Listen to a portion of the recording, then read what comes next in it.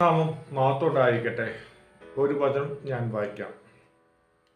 നിങ്ങളോട് ദൈവവചനം പ്രസംഗിച്ചു, നിങ്ങളെ നടത്തിയവരെ ഓർത്തുകൊള്ളുവിൻ. അവരുടെ ജീവിത അവസാനം ഓർത്ത് അവരുടെ വിശ്വാസം അനുഗ്രഹിപ്പിൻ. എബ്രായർ അധ്യായം 13 വാക്യം 7. ഇവിടെ അനുകരിപ്പിൻ എന്നാണ് പറയുന്നത്. നിങ്ങളെ ദൈവവിശ്വാസത്തിലേക്ക് കൊണ്ടുവന്ന പല ആളുകളായിരിക്കും. അവർക്കൊരു വിശ്വാസമുണ്ടായിരിക്കും. ആ വിശ്വാസത്തെ, അവരുടെ ജീവിതത്തെ നോക്കി നമ്മളോട് പഠിക്കാൻ പറയുന്നുണ്ട്. അവരുടെ വിശ്വാസം നമ്മൾ അനുകരിക്കാനും പറയുന്നുണ്ട്.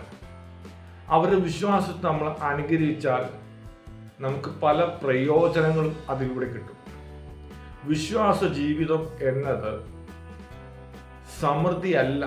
അതിൽ സങ്കടമുണ്ട്, ദുഃഖമുണ്ട്, പ്രയാസമുണ്ട്, പ്രതിസന്ധിയുണ്ട്, എല്ലാമുണ്ട്. വിശ്വാസ ജീവിതത്തിൽ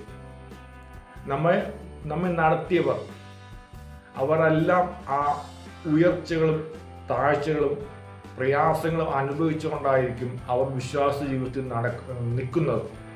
അപ്പോൾ നാം അവരെ അനുകരിച്ചാൽ എന്താണ്, അവരുടെ വിശ്വാസം നമ്മളിലേക്ക് പകർത്തിയാൽ നമുക്ക് നമ്മുടെ താഴ്ച വരും, സങ്കടം വരും, പ്രയാസങ്ങൾ വരുമ്പോൾ നമ്മൾ ആ വിശ്വാസത്തിൽ ഉറച്ചു നിൽക്കാൻ നമുക്കൊരു പ്രാപ്തി കിട്ടും. അതാണ് എബ്രായർ പറയുന്നത്, നിങ്ങളോട് ദൈവവചനം, അതായത് നമ്മളോട് ദൈവവചനം പ്രസംഗിച്ചു, നിങ്ങളെ നടത്തിയവരെ, അതായത് പ്രസംഗിച്ച് നടത്തിയവരെ. നമ്മളെ പല ആളുകളും നമ്മൾ വിശ്വാസത്തിലേക്ക് എങ്ങനെയാണ് വരുന്നത്? പല ആളുകളും നമ്മളോട് ദൈവവചനം പ്രസംഗിച്ചു, നമ്മൾ നടത്തിയത് വിശ്വാസത്തിലേക്ക്. അവരെ നമ്മൾ അനുകരിക്കണം.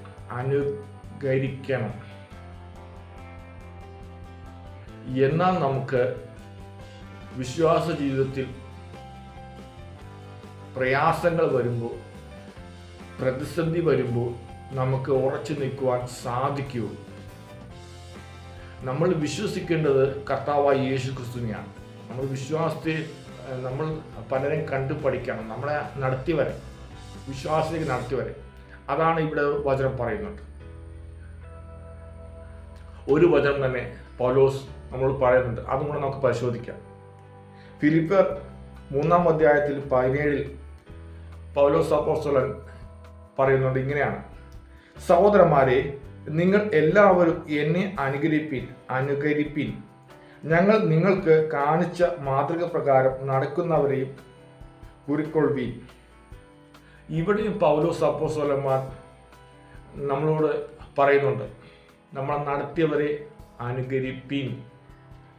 അതായത് നാം ദൈവത്തെ നമ്മൾ വിശ്വസിക്കണം, നമ്മളെ നടത്തിയവരെ നമ്മൾ അനുകരിക്കണം. എന്നാൽ മാത്രമേ നാം വിശ്വാസത്തിൽ ഉറച്ചു നിൽക്കുവാൻ സാധിക്കുകയുള്ളൂ. അത് തന്നെയാണ് ഈ വചനം, 2 വചനവും നമ്മളോട് സംസാരിക്കുന്നത്. അനുകരിപ്പിൻ.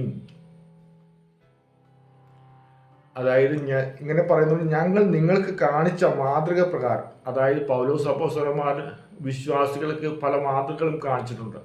ഫിലിപ്പിയർ അധ്യായം വായിച്ചു കഴിഞ്ഞാൽ പറയും, പല മാതൃകകൾ നമുക്ക് കാണിച്ചിട്ടുണ്ട്, ഇന്ന മാതൃകകൾ. അങ്ങനെ നടക്കുന്നവരെ അനുകരിപ്പിൻ.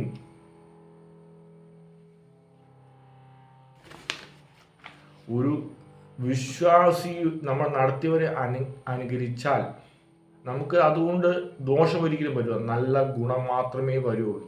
വിശ്വാസത്തിൽ ഉറച്ചു നിൽക്കുവാൻ നമുക്ക് അതുകൊണ്ട് സാധിക്കുകയുള്ളൂ.